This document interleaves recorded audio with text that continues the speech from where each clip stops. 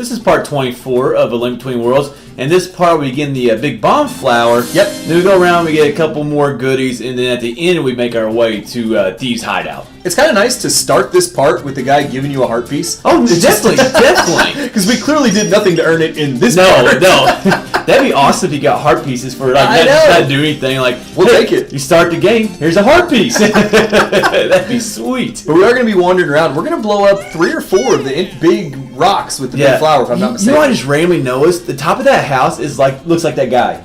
I don't know if you ever noticed that, but his hair outline, his glasses, the top of that house looks like that guy. We'll have to see that when we go outside. I just now noticed it for the first time. I didn't notice that at all. We'll have to go back out. But I love this guy right here. Just like his rhymes, they're very clever. Just a really cool dude, and he seems like it. He's a little strange, which we've had some strange bomb guys. Yes, we have. Bomb shop guys in the past. I think back to the Twilight Princess guy. He was a goofy bomb one. Like he had like a metal. Didn't he have like a metal mask? Which he had the big welder's mask or something. That's what I was thinking of. I like that guy. Majora's Mask bomb guy was okay. Well, everybody was a little creepy and crazy. Majora's Mask. That's why the game's so good. So that's why I like how you try to one of the responses that you give him. You try to rhyme too. You're like bomb or something like that. I thought it was pretty funny. Now this guy. There's a lot of things I think are rip-off in this game. There was Bar. Yeah, but 200 rupees for this thing, I think, is a steal. Well, it's great because it's a one-time only price, so every time we want to use the bomb flower now, it grows back. We just have to come back. Which I did not think that when I was first playing. See the that house does right look there? like it. I never noticed that either. I thought the first time we got that big bomb right there, I thought we had to come back and pay for it every single time. I was like, man, this is going to be a pain. That would have sucked. You need it for these boulders right here, and there's not a lot, but I want to say maybe 4, maybe 5. Well, there's 3 or 4 that we blow up in this part alone. So and I think there might be a couple more, but there's not too many. But it's definitely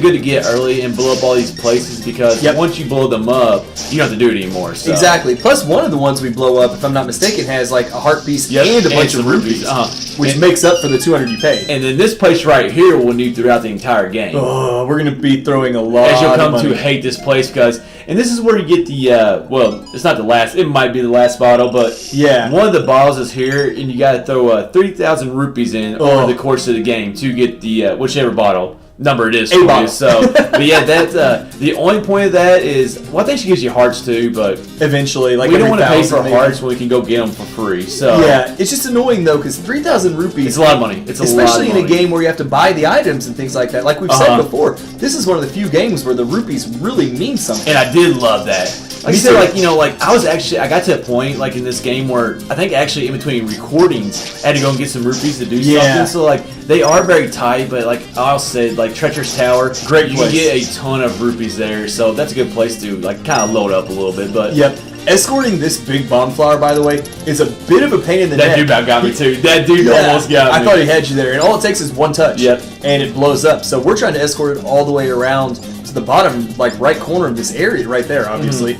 And it's tough. It is tough. I'm not gonna lie. Because this is the farthest boulder I think we had to blow up. I think so too. The pain is at 0. I think it's called 0 right there. Oh yeah. That's the pain because he drops those explosives. Those explosives. And I mean, if that hits it, I mean, you're done. You know what's a bigger pain? Is trapping yourself in the corner right there when the explosion goes off. What I was trying to do was I kind of I painted a little bit. And I was like, okay, I just go ahead and hit this, which it wouldn't matter right there because if an enemy would have hit it, it would set off. So I kind of just wanted to, get it done. That's why I did that. Then I kind of hit it, and then I realized that, oh crap, I really have no place to go. At least there's a heart piece right there, which refilled our health. So at the end of the day, it didn't matter. It's just kind of funny, you hit that bomb, and I can see the panic on Link's face when he realizes what happened. Well, I tried to go around it at first, and then I was like, well, that's not going to work out, so I just kind of went straight up into the wall. You're like, how far away from this can I get? For some reason, I thought if I was facing the wall, it wouldn't hurt me as much. You should pull your shield out. I wonder if that would have worked. It wasn't the blast mask.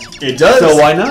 Which, totally off topic, but it doesn't make any sense that a shield protects you from a mask you're wearing on your face. No, it doesn't. It doesn't. That's another game. That's another time, another game. Now, what I was doing right there is I was just getting a weather vane just because it makes it easier to travel here later on. Another warp point. And that's actually, if you've not played this game, that's actually a dungeon right there. And we don't really say what it is, but if you play Link to the Past, you probably have a good idea. Yeah. But my favorite dungeon in the game it's a good one. It's a very good one. But we won't be doing that one for I think that's our second to last dungeon, mate. So it's going to be a while. It's going to be a little while. Yeah. Save the best for last, I guess. Always. Mm-hmm. What else are we gonna do now? I don't know. I know. Dude, I was sitting here. I was like, man, I hope Red has something because I have no clue what we're actually doing next. I kind of spaced for a minute. I forgot we're gonna go back and buy the bow. Yes, and we're gonna go upgrade it. Yeah, yeah. Because like we talked about, like there's not like a lot of the upgrades. Like it's just more powerful, but they really don't do that much. Yeah. The bow is one of those items that actually does something. Love it. When we get it, it'll actually shoot out 3 arrows, which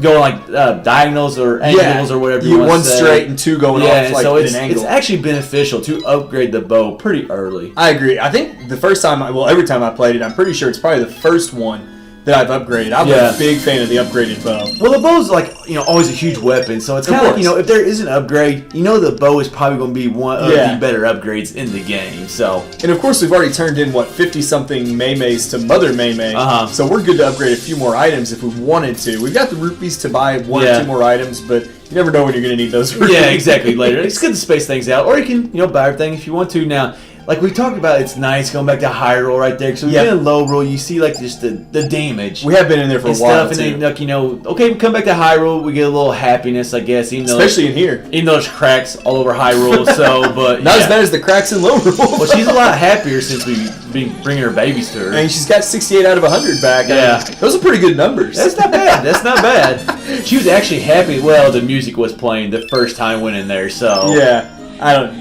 She's happy. That's all I know. Good one to come with there, Red. I had nothing to do. We only got a minute and a half. We can pull through this. I know. We're just sitting here cashing in. There's just not a lot going on in this part, and like we just kind of want to get like the most we could before we went to Thieves' Hideout, and you can see that we have 12 heart pieces. Yeah, we're in pretty good shape. That's pretty good to go with Thieves' Hideout with 12 heart pieces, right? And we've already got 68 of the 100 Maymays, and we haven't even taken on the first dungeon in low roll yet. Well, it's like you said, like if you want to buy more weapons right there, you could have, and you could upgrade them, but just. There's really no point. Plus, you never know when you're going to need those rupees for more mini games. And actually, what you want to do is, in the order we're doing things, you want to save your money for it, and I will have to upgrade actually after the next dungeon. But it all depends on the order you go in. Speaking of the next we'll dungeon, talk about that. Yeah, kind of when we get there. Speaking of the next dungeon, that's where we're headed now. Is to Thieves' Hideout, and there's a riddle to get into Thieves' Hideout, and so you have to know the lyrics to this song. And there's if you talk to the people around Thieves' Town here. You'll learn the lyrics. We already knew, so we didn't mess with it. But just kind of walk around, explore, talk to people, and they'll give you the clues for what the song is. Yeah, and in the next part, we'll kind of get into a little bit as to why we did this dungeon first. Yeah, definitely. But it might be in the second part of this dungeon, but we'll kind of get into why we did it first later on. But now that we're entering Thieves' Hideout, this wraps up part 24 of A Link Between Worlds.